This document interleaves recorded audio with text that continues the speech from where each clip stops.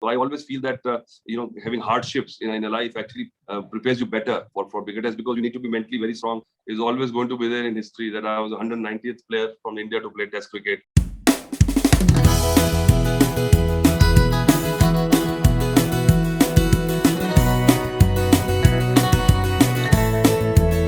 Hello, everyone. Welcome to Success Stories Talk Show Season 2, presented by Trident Communications in association with World Humanitarian Foundation. I'm Alka, your host for today, and as our guest for today, we have Mr. Atul Wassan. He's a former Indian cricketer, and after his retirement, he's now a cricket commentator. Hello, Atul sir. Thank you so Hello, much for being with us. Episode of hello. How are you Success. doing? I'm doing great. How are you? I'm okay. Thank you. So, welcome to Success Stories Talk Show, sir. Thank you. Sir, as your introduction, everyone knows that you are a former Indian cricketer. So, how did this journey as a cricketer begin? Well, it's like same for every little boy in India. That's the game apparently, and everybody plays at school, in your grounds, in your streets. Everybody plays cricket in some form.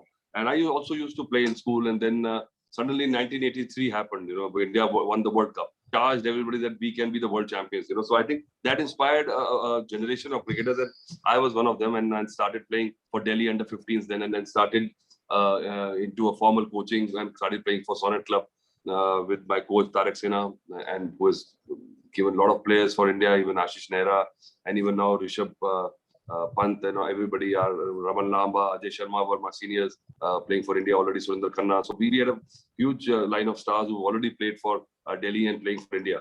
So that also used to inspire us a lot, and that's where my journey started. All right. So, were there any hurdles or struggles, or was the journey really smooth?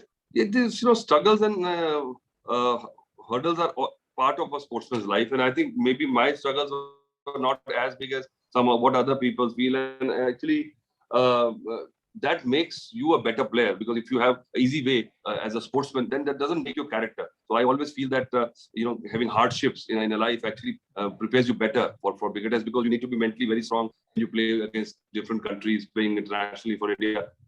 So unless you have gone through a lot of hardship, that doesn't prepare you well for that kind of stress and environment at the highest level. So I think, yeah, my struggles were not really that harsh that it brings tear to the eye. But initially, yeah, there was the resistance from home. कि भाई पढ़ाई कर लो. That time it was not a proper career playing cricket. And there was little chance you'll play for state, and very little chance you'll play for India. Even if you play for India, you can't call cricket a career in our days. Now, young boys have got IPL and various things, so they cannot play for India and still make a career out of cricket. हमारे time पे ऐसा नहीं था. So I think that was the only issue. But we played for the love of the game and for the dream of getting the India cap. Making money was never in the mind at all. कभी सोचा भी नहीं था कि we want to make money out of cricket. It was just to get the India cap. All right. So, sir, as we know that the cricket career was really short, and then you got into commentating. So, what was the reason behind that? Reason was that that was the time when India used to play very few test matches, and only one or two bowlers used to play. Kapil was playing, Manoj Prabhakar was playing. I got in the team. I was mostly the water boy in most of the tours. Went to Australia, New Zealand, England. I got to play 4-5 matches, test matches. Then I played a few one-day internationals.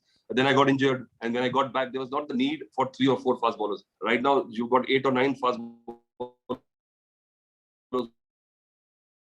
who are already playing for it. Then I fell out of favor of selectors. There was a lot of interzonal rivalries where selectors used to be from each zone, and they used to push their players. So at that point, I probably lost out, and I was very bitter at that point. But then this is part of life. But I played for Delhi for over 10 years. Then when I was very young, I started playing in England as a professional when I was 18.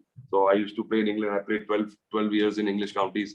So that was the whole journey. So I just don't judge my cricketing career as short, because I only played 50 games for India. My cricket career has been 12 years, where I played over 100 first-class matches, played 12 years in counties. So that was my whole career. Yes, international career was very short. So, sir, after retirement from cricket, people usually shift to different professions. Like we have seen people who have shifted to civil services, but you shifted to commentating, and that happened to be in the television industry. So, how did that change? well, not many people I've seen going to services and all, because cricketers are not educated, because we have to sacrifice our education if you have to play, because it's a full-time thing. You have to do 12 months a year. So if you are playing professionally, then you can't study. And that's what happened to us. And once the cricketing career gets over and you don't have education, then it's a hard time. It was hard for me also. But I already had a job. And that one good thing about playing cricket in India was, if you play for the country, you used to get a job from any public sector enterprise. Like I got a job from Air India. So that was some kind of insurance to carry on in life. Because with cricket, nobody made any money. But if you, but then I was not actually cut out for just doing a 9 to 5 job. So I started my own business in electronics, and I was interested in various things, in traveling and gadgets and all. So that's where I started. But then commentary just happened by default. There were a lot of channels coming in. Then ESPN offered me. I did some interviews, so they offered me to do a series in England while I was still playing first class cricket. So in '96 to India, Indian tour to England. My debut of my commentary was the match where Saurav Ganguly and Rahul Dravid made the debut playing for India at Lords. So that was my first match as a commentator on that tour. And then it's been on and off because of my cricketing, because of my business obligations. I've not been able to do commentary right through, but I keep on doing it, and I enjoy reviewing and previewing a match, analyzing it with other experts and all, and traveling also in that regard. But I don't do it full time. On and off. And I now living in Delhi, there are a lot of news channels, and every news channel has got cricketing kind of cricket centric, faculty who just follow the cricket, because everybody wants to see what's happening in cricket. So me and Kapil Dev are working for ABP News these days, where we analyze the matches which are IPL or Indian series, wherever it's happening. All right, so sir, while you do the commentary there, so how is it like when sometimes there's a run out or there's a catch out? So like, do you think this that, oh, if I was there on the field, then this would not have happened? Does that happen? No, I don't have any overestimations about my abilities. If I was so good, I would have played many more matches for India. So and these players who are playing are more fitter because they're more professional, because cricket has gone up a few notches in every aspect, in athleticism, in fitness level, in commitment level, because it's a full-time profession, and it's now there are 16, 18 cameras watching you. So any little mistake is accentuated, and a lot of people watch you, and there are a lot of apps, cricketing apps or YouTube videos are always there. So whatever you do, whether good or bad, is entrenched in everybody's mind, and you can keep on watching players to get also, because the video analysis shows you whenever you're going wrong. So I remember when I got injured, I lost my action, and I could not find out what was going wrong with me. I thought I was doing everything right, but I was not. My form was not right. My hand was dropping, and nobody was there to correct me, because I did not have the benefit of video analysis. So I think when you watch yourself again and again, then you can correct yourself. So which is a big benefit to the cricketers. But commentary is something which is very personal, because when you are commentating, you are part of the whole scene, and then you feel, then you plot and plan, especially in test matches, where if a person moves 5 or 10 yards, there is a story.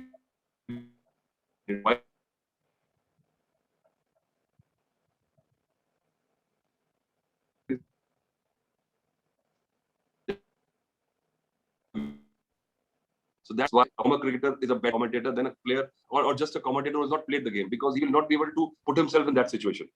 So, sir, in this journey, who has been your biggest support and inspiration? The support has to be from the family first. If the family doesn't support you, then no sportsman can carry on, because they have to sacrifice a lot, because there is as parents, there's a lot of insecurity कि भाई अब खेल रहा है तो पढ़ेगा नहीं तो फिर job कहाँ से मिलेगी, or if you are playing, then there's no guarantee you will get selected.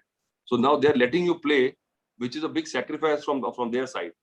So now it has reversed. Now parents are forcing kids to play and forget about studies, because they see that IPL ho jayega, so much money will come. So it's reverse. In our time, it was the other side. So, but sacrifices has to be from the family itself. Nobody else sacrifices for you. You have to sacrifice a lot of things. As a sportsman, you can't be socializing with friends when you're young. You want to do that, but you have to go for practice every day. You have to go for matches every day. You can't eat junk food all the time, because you have to look after your health. There is a shortage of money, so you have to, for your equipment, you have to look after your equipment. ये भी खराब हो रहा है, इसको ठीक करना. You can't buy a new one. In these days it's much more accessible. In our time, even the spikes we had to order from England or from Australia, and they used to be very expensive. So when we used to scuff them, or they used to get a bit worn out, when we had to repair it. Now just these kind of cricketers, they just go and buy a new pair, because they can afford it, because they're available. So those were the hard bits of when the bats were so expensive, English willow bats, because if you break it, then we used to repair the bat, put the glue on, put the tape on. They get a new bat sponsored by 5 companies. Answer that, what's the viewpoint that you have on passion and struggle? So what would be the answer? See now, when the rewards are so tangible, when you can see that ये करूँगा तो ये मिलेगा, तो उसके लिए मुझे लगता है inspiration और passion की जरूरत नहीं है, because then it is there. If you don't do it, you will not get it. See, so the greater the reward, the more the hard work you have to put. And now, yes, the competition is also huge, because everybody wants to become a cricket player at any level. If not the state level, they want to play IPL, and there are so many leagues. Besides IPL, there are like every state has got their leagues where you can make money. So the point is that at least it's good you are pursuing a sport, and if that can become your career, then you've got the best life. So ups and downs are a part of life. Like when you had your injury, there must have been a down. So when you have your ups and downs, so how do you deal with it? So every player goes through ups and downs. Some downs are more more frustrating than the ups also, because when you get some success, then suddenly you get injured, and then you're down again, or you get dropped. So that huge thing is there. But I think if you don't go through ups and downs, then you will not become a complete player, because if you're up and up, so then you're not used to the failures. That's why any person who has been a sportsman in the life can do anything in life, whether business or any job, or he can survive anywhere, because he has seen the downs. Because you lose today, you come back beaten, you've not done well, they are more heartbroken. I've seen people who are not used to seeing that down. They get depressed, because they don't have that passion to go up in the morning again. Okay, today I'm going to win, because they're not used to that. So if you're not used to this, then the downs are worse than the ups. So, sir, if you were to say that one of the moments that has been in the career has been the most unforgettable one, any unforgettable moment or event, so which moment would that be? That has to be when I got my India cap, when my number 190 is always going to be there in history, that I was the 190th player from India to play Test cricket. My cap is 190, and I made my debut with my hero, my idol, Kapil Dev, playing alongside me. And I played against my all-time hero, Richard Hadley, whose posters I used to have on my wall. So I played my first match with 2 of them. And I scored a 50 against Richard Hadley batting. So it was the best moment. So if you were to ask me which has been my most unforgettable moment, so when I got to know that I'll be interviewing Mr. Atul Wassan, so I did my little bit back-end research. And on your Wikipedia page, I came to know that your birthday is 23rd March 1967. So yeah. And I share the same birthday, and 1967 is like my dad's year of birth. So this has to be my most unforgettable moment. Okay, what a coincidence. Okay, so yeah, very nice. Okay. So, sir, any future plans or something that you have in the pipeline that you would like to share with the audience? Future plans are that's just living life, enjoying with my family and all that, and doing my business, traveling. I enjoy socializing. I enjoy reading.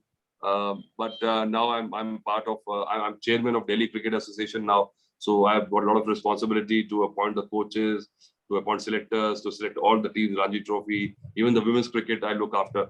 So a lot of responsibility, and I'm enjoying that responsibility, that I'm trying to give something back to the game, which has given me so much, which has given me, which is not in such a big country, which is a big thing. I feel I've been blessed. All right.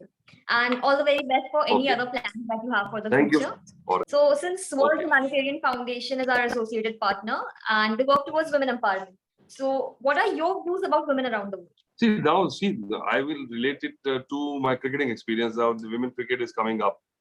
Before it was hardly any visibility, but now I see we have, even as a state, yesterday also I had a meeting. So we have got under 19, under 23 senior women's team. So we have given them 2 coaches. We have given them physiotherapists. We have given them a trainer. So all the facilities are coming.